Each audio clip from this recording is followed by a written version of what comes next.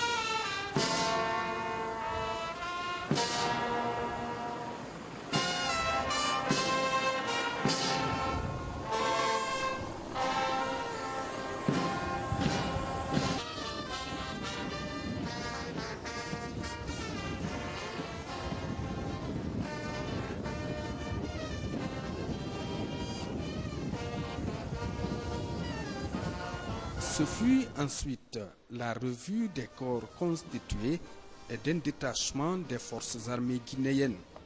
Cette première visite du chef de l'État, le professeur Alpha Condé, à Abu Dhabi, a permis de signer des accords de coopération entre la Guinée et les Émirats arabes unis. Le professeur Alpha Condé, qui œuvre inlassablement à la mobilisation des investisseurs étrangers, multiplie les contacts et les approches pour expliquer les opportunités qu'offre la Guinée en matière de potentialité, mais aussi les avantages d'un partenariat gagnant-gagnant. Le professeur Alpha Condé a eu des échanges devant permettre de relancer l'axe Conakry-Abu Dhabi, surtout en ouvrant des missions diplomatiques dans les deux pays. C'est donc convaincu d'avoir réussi à faire entendre la voix de la Guinée que le chef de l'État, le professeur Alpha Condé, et sa suite ont regagné Conakry, sourire aux lèvres. C'est après ce tour d'honneur, ici à l'aéroport international Conakry-Bessia, que le professeur Alpha Condé s'est prêté à nos questions. Vous savez, Abu Dhabi est un pays extrêmement important. C'est un des plus gros producteurs de pétrole et de gaz. C'est un pays qui a eu un premier émir qui est venu en Guinée il y a 40 ans, qui avait une grande vision, ainsi que l'actuel. Et en 40 ans, ils ont complètement transformé.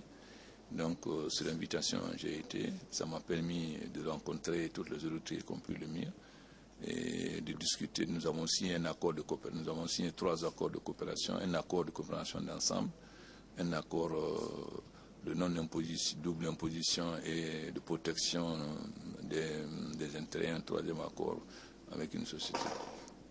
Et concrètement, qu'est-ce que cela pourrait rapporter à la Guinée, Excellence, Monsieur le Président? Bon, je crois qu'Abu Dhabi et nous sommes complémentaires parce que ils ont besoin d'agriculture, ils ont besoin de matières premières.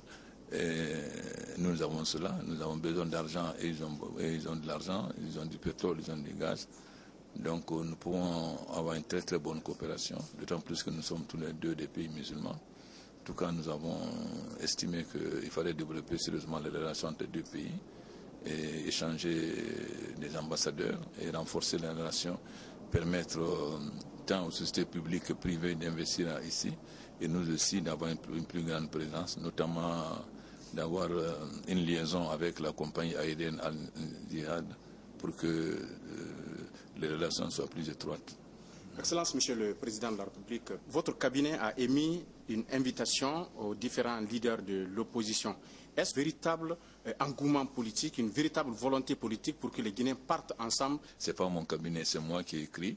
Je pense qu'il faut qu'on soit. Nous avons été ensemble, Force Vive, nous avons mis, la plupart d'entre eux et moi, nous avons mis les mêmes combats dans l'opposition. Il y a beaucoup de malentendus qui est dû au fait que peut-être qu'on ne dialogue pas assez. Il ne s'agit pas, je vais les rencontrer pour qu'on montre d'abord que nous sommes des frères, que nous nous sommes battus ensemble pour que ce pays change. Donc il est nécessaire qu'on trouve le moyen de nous donner la main pour que le pays change. Moi, je ne fais pas de la politique politicienne, ce n'est pas dans mes habitudes. Et quand je discute, c'est pour résoudre les problèmes de la Guinée. Nous pensons que chacun a le souci que ce pays, après tant d'années, puisse enfin s'en sortir et que le peuple de Guinée puisse bénéficier de ses richesses. Ce que nous faisons. Nous pensons donc que chacun des leaders a le même souci. Donc il faut qu'on lève les malentendus et qu'on redevienne de nouveau, qu'on ait les meilleurs rapports comme nous avions quand nous étions ensemble dans l'opposition. N'oubliez pas que nous avons tous été membres des Forces Vives et que nous avons se battu ensemble pour qu'il y ait la démocratie. C'est après cet entretien que le chef de l'État, le professeur Alpha Condé, a pris le chemin du palais Sékou Touré.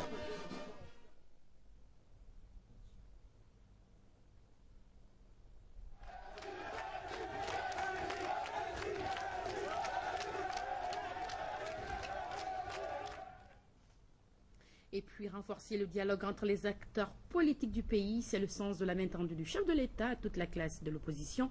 Un prélude à la rencontre entre professeur Alpha Condé et les leaders des partis politiques, notre reporter Isidore Nanamou a recueilli quelques avis. Suivez.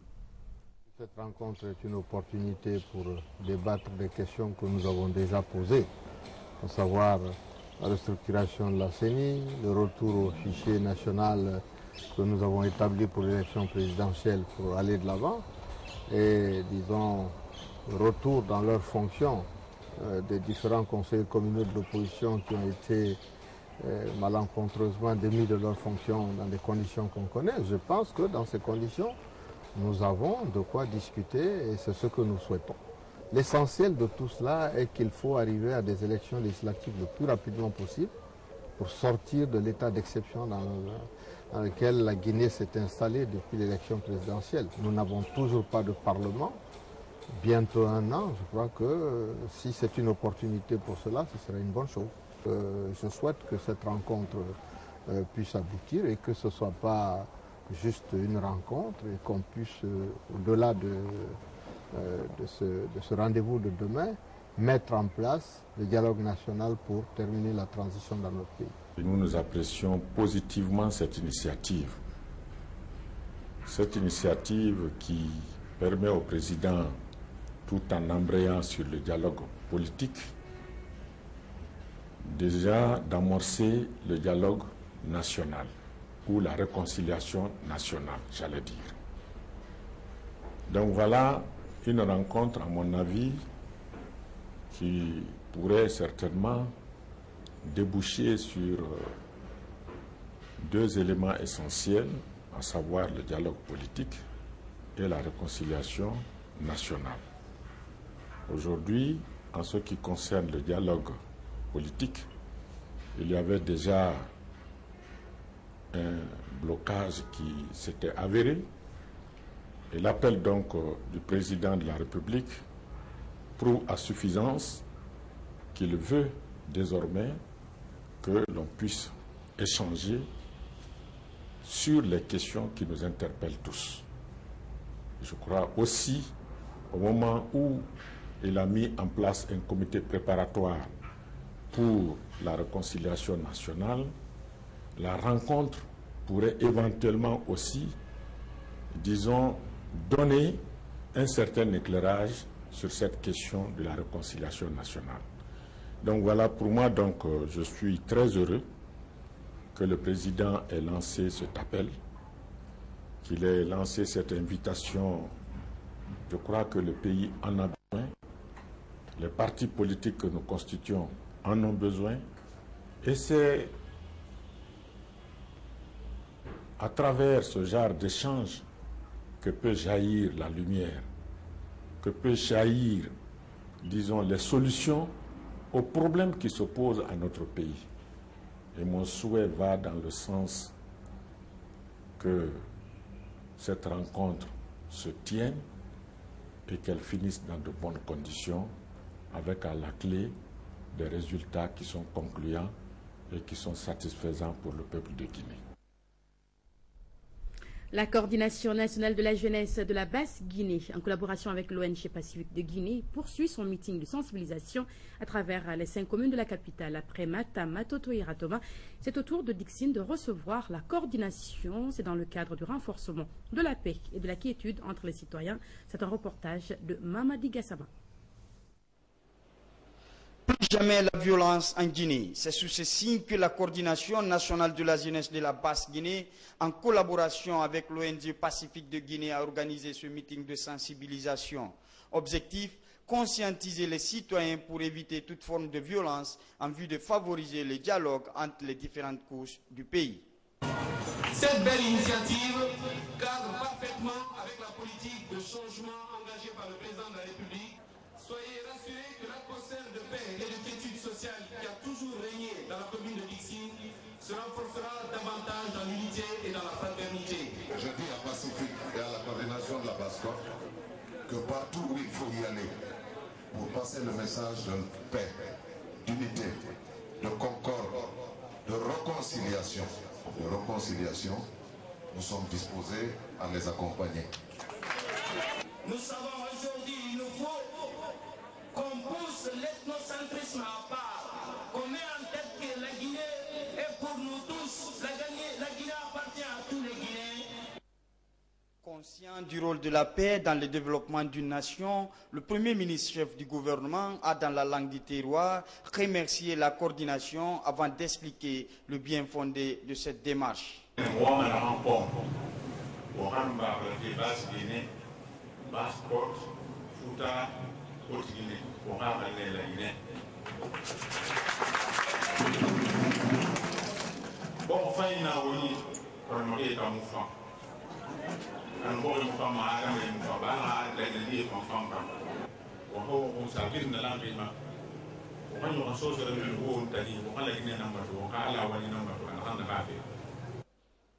Au compte de la zone spéciale de Conakry, la commune de Kaloum constituera la dernière étape de ce meeting de sensibilisation.